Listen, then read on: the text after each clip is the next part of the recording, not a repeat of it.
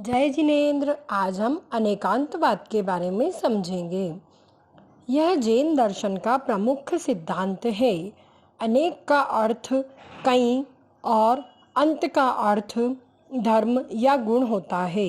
एक ही वस्तु में अनेक धर्म होते हैं और इन अनेक धर्मों को कहने वाला अनेकांतवाद है।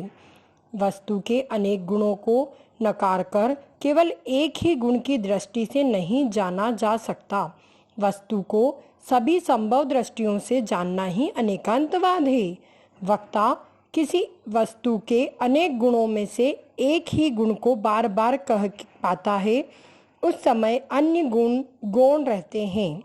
इस प्रकार एक ही वस्तु कई रूप में होती है और उसे कहने की पद्धति अलग अलग है, जिसे अनेकांतवाद कहते हैं।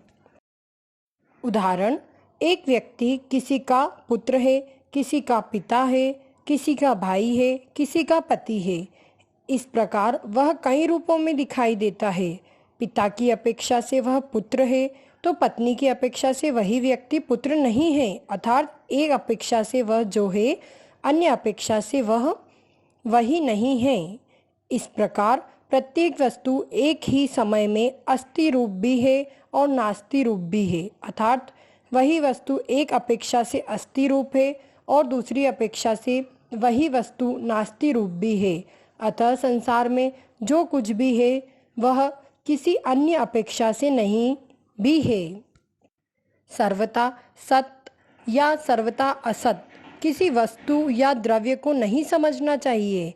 किसी वस्तु का अस्ति रूप सिर्फ उसके सद्गुणों के कारण ही नहीं है, बल्कि अन्य वस्तु की नास्ति के कारण भी है। जैसे पट वस्त्र इसलिए पट है कि उसमें पट का अस्ति रूप और घट घड़ा का नास्ति रूप है।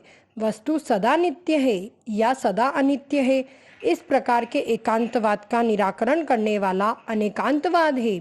एक वस्तु में परस्पर में विरुद्ध दो शक्तियों का प्रकाशन करना अनेकांतवाद है। अनेकांतवाद संशय उत्पन्न करने वाला नहीं है, अपितु अपनी अपेक्षा से यथार्थ धर्म को कहने वाला है।